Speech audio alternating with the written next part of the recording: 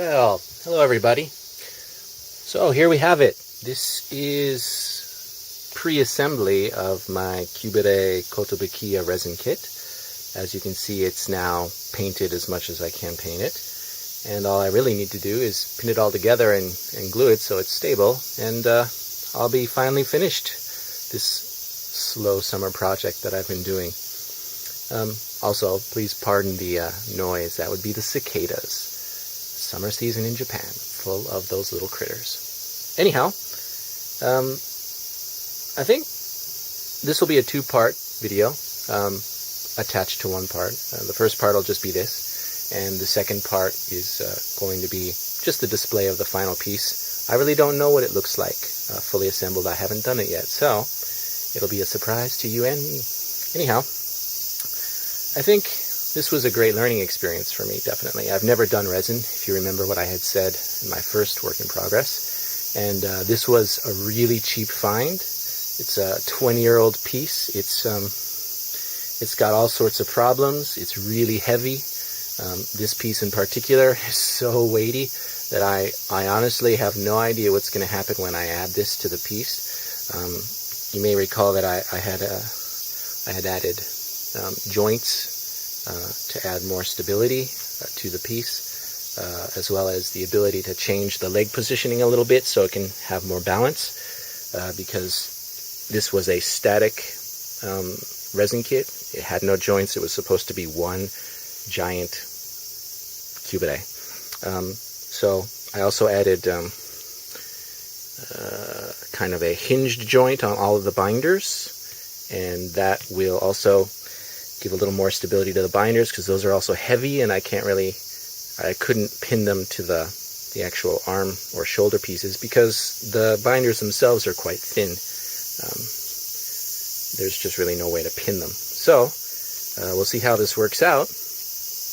I learned a lot, so if you ever choose to do resin, my advice to you would be try to find a really cheap crap kit like this to really work through it. Learn what you need to learn, and the next time you do something, you'll definitely take those learning experiences to heart and make a lot better piece. And that's what I'm hoping to do, because I've got a lot of Qubeley resin kits, and this was the first one I've done, and it was also the crappiest one. And I'm sure when it's built, it'll continue to look crappy, partly because of the actual kit, but probably partly because of my initial build and the way I've tried to put it together. So, hang on. We'll be right back with the final piece. I might make some extra comments. If not, it'll just be some music and a little bit of what it looks like. Anyhow, here goes everything. So, here it is. And I did want to talk about it a little bit. It wasn't quite as painful as I thought it would be putting together, but you know, different things don't fit quite so well. Take a look closely, you can see some of the back of the joints on the legs don't fit quite so well, so just a learning process to be able to fit pieces like that better. You can also see that it's kind of bow-legged. That's because I had to extend those side skirts in order to fit those joints for the legs. And I'm glad I did, because it is so back heavy. I mean, I really can't do much to touch it or it will literally fall backwards, because that piece is just so bloody heavy. But I am glad that I added the joints to the binders, because now the binders can open and close and lift up and down a little bit, but a little bit is a lot more than a static pose, so I'm happy about that. And generally it does look like a Qubeley.